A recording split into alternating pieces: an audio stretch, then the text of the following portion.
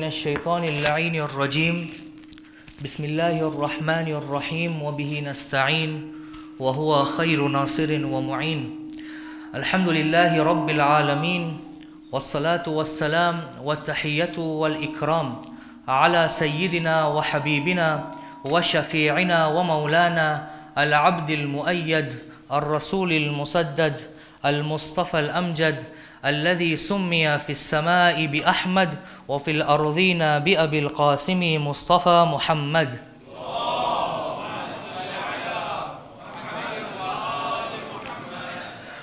وعلى أهل بيته الطيبين الطاهرين المعصومين المظلومين المنتجبين المنتخبين الميامين الذين أذهب الله عنهم الرجس وطهرهم تطهيرا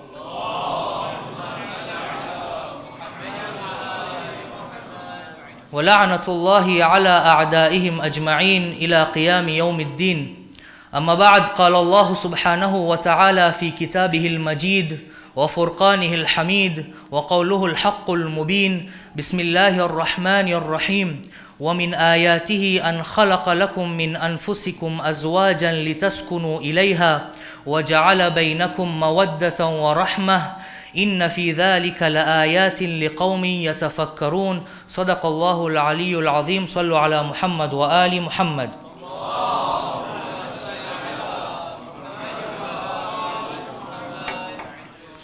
Respected shuyukh, my dearest elders, brothers and sisters, Assalamu alaikum jami'an wa rahmatullah. In the religion of Islam, the biggest emphasis when it comes to building relations, be it a relationship between a father and a son, be it a relationship between a husband and a wife, be it a relationship between brothers and sisters, between siblings or between friends, one of the biggest emphasis that Islam has laid upon these relations as to what we can do to build on these relations is the importance of akhlaq and moral ethics and manners. For you find one of the biggest personalities and examples when it comes to the best of akhlaq, the best of moral ethics and traits. We look at the life of our Holy Prophet Muhammad Mustafa sallallahu alaihi wa alihi wasallam,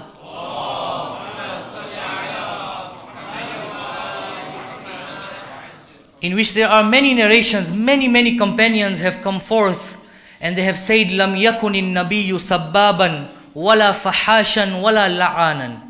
We never in our life saw the Holy Prophet curse somebody, saw the Holy Prophet use derogatory terms or insult someone in our entire life. The humility and the akhlaq of the Holy Prophet was such.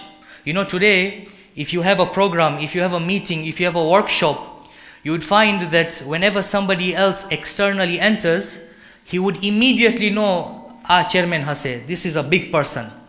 But when delegations of people came to Medina from the outskirts of Medina to meet the Prophet, they were told that there is this circle, there is a gathering, the Prophet, the leader, the king of the Ummah is seated.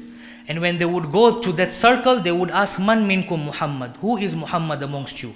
We are unable to tell who the leader is amongst you because he is seated at the same level as you.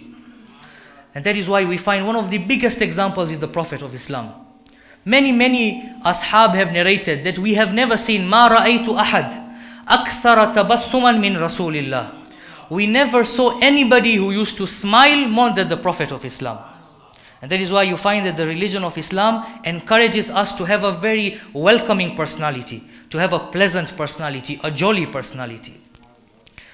We are all gathered here tonight, apart from the free food, to witness the union of a couple. These weddings are very important because apart from it being a sunnah, you find that these type of gatherings brings forth unity amongst the community.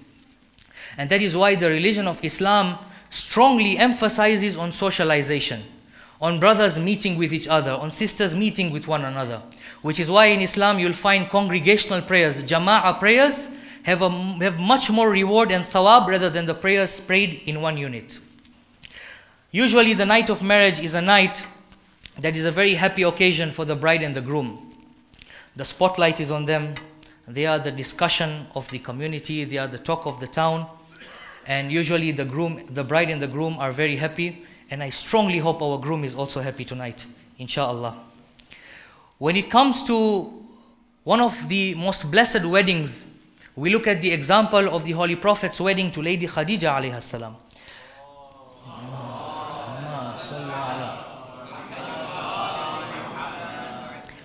Many examples can be taken from the life of this holy lady. Khadijah alayha salam did not stand up and say, just because I am a woman, I don't need to give back to the society. Just because I am a woman, I do not have an active role to play in the society. Rather, she was somebody who had initiated foundations and organizations to feed the poor and the needy alike.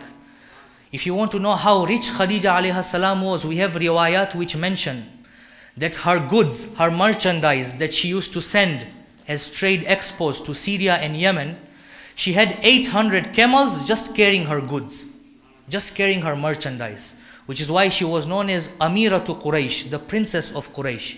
You put forth the entire good and wealth of the Quraysh in the business market, it would not equal to the wealth of Khadijah alayha salam. Despite all of that, this was the woman, the lady who sacrificed each and everything that she had for the Holy Prophet of Islam. To the extent that the Holy Prophet says, "Ma nafa'ani malun qat, mithla ma nafa'ani malu Khadija." No wealth benefited me more than the wealth of Khadija. The Holy Prophet of Islam used to love this lady, his wife, so much that we are told after her death, these are the words of the Prophet. He says, "Wallahi inni qad ruziqtu hubbaha." I swear by Allah, I was blessed with her love. Ruziqtu comes from rizq. The Holy Prophet is comparing his wife Khadijah to rizq. This was sustenance given to me by Allah subhanahu wa ta'ala. I don't know what I did, but I got Khadijah. My dear brothers and sisters, when Khadijah alayha salam when she was interested in the character of the Prophet, the women of Arabia used to mock her. They rebuked her, they insulted her. They told her, "You are the richest lady, the most famous lady of Quraysh. Why is it that you would like to get married to somebody who has no wealth?" And this, my dear brothers and sisters, the answer of Khadijah alayha salam teaches us what are the definitive criteria and qualities one needs to look for in a spouse. For when the Holy Prophet asks her, "Oh Khadijah, what pulled you to marry me?" This is the answer of Khadijah alayha salam. She says, "Inni qad raghibtu fik." There are two qualities that pulled me towards you. لِحُسْنِ خُلُقِكَ وَصِدْقِ حَدِيثِكَ. Because of your good morals, your akhlaq, your ethics, وَصِدْقِ حَدِيثِكَ, and your honesty. These are the two things that pulled me towards you. My dear brothers and sisters, this is a lesson as to what are the qualities one should look for in a spouse. A man once comes to the Holy Prophet of Islam and says, "Ya Rasulullah, I have a daughter and I want to get her married to someone." Now there's so many choices of people. All of these men, mashallah, they pray, they fast, they give zakat, they give khums, they do all the wajibat. How am I to choose who is the best one amongst them? This is the answer of the Prophet. We would assume that the Prophet of Islam would have said, look at who prays the most, or look at who fasts the longest. Rather, this was the answer and the reply of the Holy Prophet. He says, if you really want to know the definitive criteria, this namaz and everything is important. But he says, لا تنظروا إلى كثرة صلاتهم وكثرة حجهم وكثرة صيامهم. Do not look at the quantity of their prayers. Do not look at the quantity of their fasts. Do not look at the quantities of their pilgrimage to Makkah. No, rather look at two things. ولكن انظروا إلى صدق الحديث وأداء الأمانة. Two definitive criteria are, look at how honest they are and look at their trustworthiness. Because if you cannot trust somebody with your money, how can you trust somebody with your daughter? And this is what the religion of Islam endorses. It doesn't matter how much namaz one prays. It is important. But without these two qualities, the Prophet of Islam says, it is not done. Regardless, however shiny your kanzu is, however big of a topi somebody wears, 17 rings in their fingers, beard till the knees, the Prophet says no. None of these are criteria. Because some people can put forward and act on the outside. There was one day, a youth was praying namaz inside the mosque. And then two elderly gentlemen entered the mosque.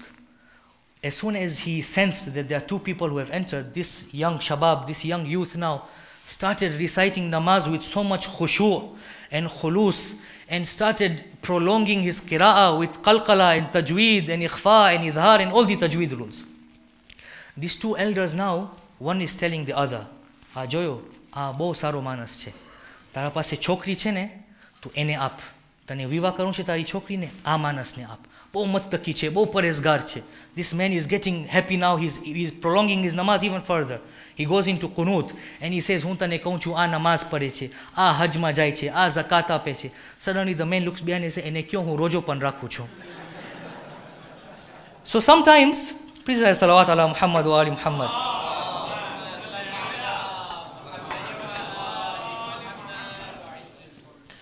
According to the Holy Prophet of Islam, what is the best quality that has to be found in a wife? We're talking about, we'll come to husbands later, inshallah. So we are equal, we are balanced.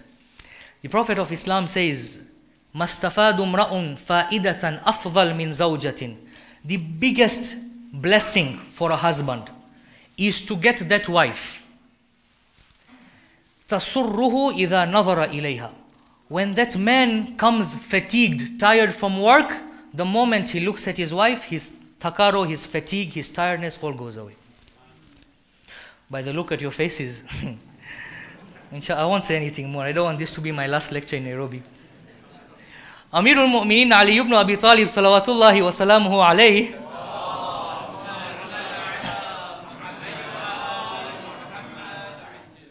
when he talks about his wife, Bibi Fatima alayha salam, he says, "Wallahi la aghdabatni." She never angered me. "Wala asatli amra." She never disobeyed me in anything. She never said, "I am the daughter of the Prophet, I don't want to listen to anybody." No. He says, "Wallahi walaqad kuntu anzuru ilayha." I come back from the battlefield with wounds. I come back after a day tired, fatigued under the sun. One look, one nazar towards my wife Fatimatu Zahra, فَتَنْكَشِفُ عَنِّي الْهُمُومُ وَالْأَحْزَانُ. All my hardships, all my sorrows would go away. The entire fatigue that had accumulated throughout the day would go away just by one glance towards my wife Fatimatu Zahra. Coming to the husbands now. My dear brothers and sisters, the religion of Islam is a religion that looks at very minor and small things that a husband can do for a wife. Minor things. The Holy Prophet says, "Inna ar-rajul la yu'jaru ala raf'i luqmati ila famra'atihi." When a husband takes a morsel of food and feeds it to his wife, Allah rewards him abundantly. The problem is, my dear brothers and sisters, we feel and we believe and we think that the religion of Islam is a religion of tasbih and Quran and namaz and saum and that's it. Rather, Islam is a way of life that has taught us every step of the way. The same Holy Prophet used to tell his companions, "Qawlu rajul lil mar'a, ana uhibbuki," or inni uhibbuki. When a man tells his wife that I love you, his wife, when a man tells his wife that I love you, la yadhhabu min qalbiha abada. That statement will never leave her heart, ever. It pierces into her heart. But now it has to be continuous. You can't say, "હું 10 વર્ષ પહેલા કહી દીધો છું." No, ઓલું expire થઈ ગયું છે. It has to be a continuous thing to be said. When the Holy Prophet of Islam was once asked, "Tell us an advice for this married couple," he looks towards the husband and he says, remember 2 lines. He says, "Tahaddu, tahabbu." Try giving gifts to one another. Small things you can do for one another. For these small and minor things increases in love between the husband and the wife. To the respected groom, it's not only to your wife. Let's say hypothetically it's your nikah night and then someone gave a very good majlis and you want to give them a couple $1,000, there's no problem at all. In fact, it is very recommended in the religion. They think I'm joking. The Holy Prophet of Islam was somebody who was extremely approachable. And my dear brothers and sisters, I would like to say this very important and serious matter. I would like to address it. Especially for young couples, especially for young parents. My dear brothers and sisters, it is high time for us now to change our personality and be more approachable to our children, towards our teenagers, towards our youth. The youth today go through so much mental exhaustion and mental trauma. And the youth and teenagers today are unable to approach their parents. My dear brothers and sisters, we have to stop being overcritical over every small thing. Don't joke this, don't overly critical. Yes, Sharia has a line. It has drawn a line. We don't cross that line. However, we need to stop being overly critical over everything. You look at our shifts in the hospitals, in the psychiatry department, hardly a day passes by. Rarely I would find a day that does not have a patient who comes in with self-harm, suicidal ideation, suicidal attempts. They are on the rise right now. Today, teenagers want to go outside for university, not because the education outside is better, rather because they are being beaten at home, they want to run away from the toxic environment of the house. The father belts the child, an 18-year-old, 17-year-old. 20 minutes, the boy comes late, the father locks him outside, go out. My dear brothers and sisters, we really need to change this form of corporal punishment, that belting and pelting that we do to the children and to our youth. The youth have different types of addiction. Some have addiction of looking at haram, some have addiction of doing haram. However, if we are not friendly with them as parents, as role models of the society, you see the youth today and the teenagers today look at three characteristics before approaching somebody. One, he has to have a jolly personality, an approachable personality. Two, he should not judge me. And three, he will keep my secret. If you do not have these characteristics, you could be the biggest marja or mufti. You could have 11 PhDs. That youth will not have the courage to open up to you. And you know why this is important? As parents, as a society, as a community? Because insan, human beings, by nature, by fitra, we are social beings. We want to share our problems with one another. My dear brother and sister, that child of yours, that young teenager of yours, if you are not friendly with him, if you do not have a pleasant personality with him, where do you think that boy or girl will go to seek advice from? Can't seek for them parents? There is no one in the society, no one in the community that is a role model for them. Where do you think they'll go? They'll go to their friends. And you think all friends are ma'soom and will give them good advice? No. Not all friends will tell them, why don't you talk to your parents? Try and mend your relationship with your parents. No. Some will say, here, smoke a joint. That young teenager has one problem, now you have put him in another problem. And then these are the same parents, very funny, same parents, now because of their doings, now the child is very aloof from them, very far away from them, now they'll start giving movie dialogues. कि मेरी परवरिश में क्या कमी रह गई थी सब कुछ. And that's the problem. We need to try looking at the root of the problem, my dear brothers and sisters. Just like we have madrasa classes that teach children the respect for parents, it is high time we continue to work on workshops and train parents on the right manner and methodology of upbringing and tarbiyah for the children. It is very important. Yes, parents in Islam have an extremely high role. In fact, when you look at the riwayat on the importance of parents, you will be surprised. Amirul Mu'mineen Imam Ali alayhi salatu wassalam,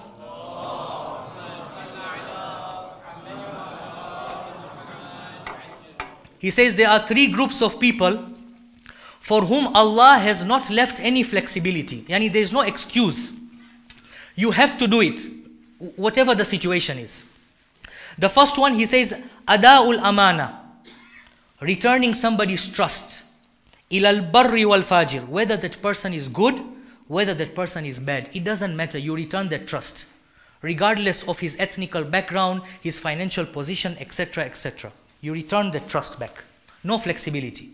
Number two, he says, wal wafa'u bil ahd. Keeping one's promise. Keeping one's word. Regardless of his religion, his background, etc. As long as you have given your word, you fulfill it. There is no flexibility. And the third group of people, وَبِرُّ الْوَالِدَيْنِ بَرَّيْنِ كَانَا أَوْ فَاجِرَيْنِ. And being good to one's parents. Whether they are good, whether they are bad, it does not matter. Goodness to one's parents is wajib. So there are many riwayat. Ironically, both my parents are here tonight, so they'll be very happy to listen to this. Like, chokro heran karto to aaje maa baap na upar bole chhe. My dear brothers and sisters, we really need to change and try and be jolly in our personality, welcoming, pleasant in our personality. The Holy Prophet of Islam was an extremely approachable person. He never used to insult somebody in public. One day the Holy Prophet is walking through the marketplace, and I'll end with this. He's walking through the marketplace and he sees a young boy, a young man, a youth, and he is surrounded with women, with girls. And he is laughing inappropriately and joking and mingling and conversing in such a way that is out of the bounds of Sharia. Now he sees the Prophet coming. This is the leader of the entire Ummah. He sees the Prophet approaching him, but now he can't run away because the Prophet has come very close to him. So this boy now, this young man has nothing to say. He said, I'm going to get punished now. So I need to find an excuse to tell the Prophet of Islam. So before the Prophet could say anything, he says, Ya Rasulullah, I lost my camel. My camel is lost. Now these girls, they're helping me find my camel. Before the Prophet could say anything. So the Prophet says, oh, your camel is lost. He's like, yeah, I'm in so much tension and stress. So really pray for me, please. So the Prophet says, no problem. I'll pray to God that you find your camel, inshallah. And he goes away. The guy says, Alhamdulillah. And he continues to talk inappropriately with the girls. A few days later, or a few weeks later, the Prophet is passing by the same marketplace. And he sees that same young boy, the same youth, again surrounded by women, again laughing and talking inappropriately. This time he sees the Prophet see him and he sees the Prophet, but now he can't have an excuse. Every day your camel can't get lost. Yeah, eventually you will find your camel. So he runs away. When he runs away, he goes to the mosque to pray. As he is praying after the congregational prayers, he waits for the Prophet to go so he can pray furada. He goes to the side of the mosque, Allahu Akbar, begins his namaz. As he begins his namaz, he sees through the periphery of his vision that the Prophet is seated beside him. Now the Prophet is waiting for him. Simba mefika. So now what does he do? Any smart person would do. He tries to prolong his namaz. Instead of Surah Ahad, he recites Surah Mulk. Instead of this Surah Yasin, 600 salawats, etc., etc. The longest of kunut. He doesn't know he's messing with the most patient of people on earth. And the Prophet patiently waits for him to finish his namaz. Now, how much can you prolong? You can't pray for 6 months, right? You will finish eventually. Eventually, after a very prolonged prayer, this young man finishes his prayers eventually. As soon as he finishes his prayers, before he could say anything, the Prophet says, Salaam alaikum, did you find your camel? Now that youth is very embarrassed. How much can you lie to the Prophet? He says, Ya Rasulullah, can I tell you something? He says, yes, tell me. He says, I feel very embarrassed and shy. There was no such camel. I don't even have a camel. I was shy, I was scared that you will punish me, which is why, I didn't say, please forgive me, I'm sorry, don't kill me, etc., etc. The Prophet smiles, he says, yes, with the moment you told me that your camel is lost, I knew that you are lying. Now the youth turns to the Prophet, and I'll end with this answer. He tells the Prophet, Ya Rasulullah, if you knew that I was lying, you are the king of the Ummah, the leader of the entire Muslim empire. Why is it that you did not insult me, rebuke me, scold me, punish me? The answer of the Prophet, he says, O young boy, Ana rahmatun lil alameen. I was sent to be the mercy for the entire humanity. The religion of Islam does not endorse somebody to insult another person in public, which is why I waited for you for this opportunity so I could talk to you in private. My dear brothers and sisters, some of us gain so much happiness when it comes to insulting people in public and causing ruckus, especially with our parents, with our younger ones. However, the religion of Islam is a religion that encourages peace and love amongst his people.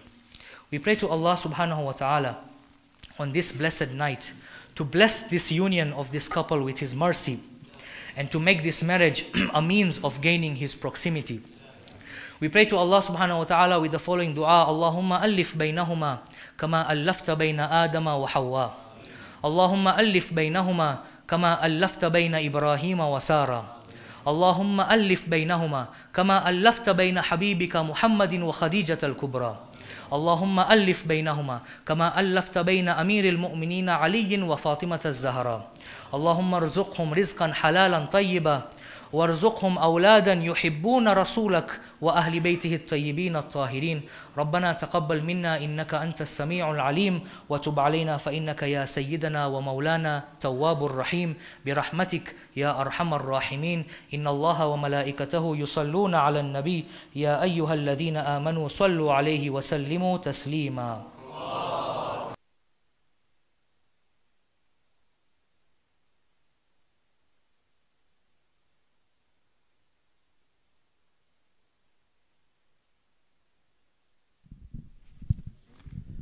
Ahsan, Dr. Versi, for your captivating speech. Next, we'll have the father of the groom, Muhammad Rai, come forward to say a few words.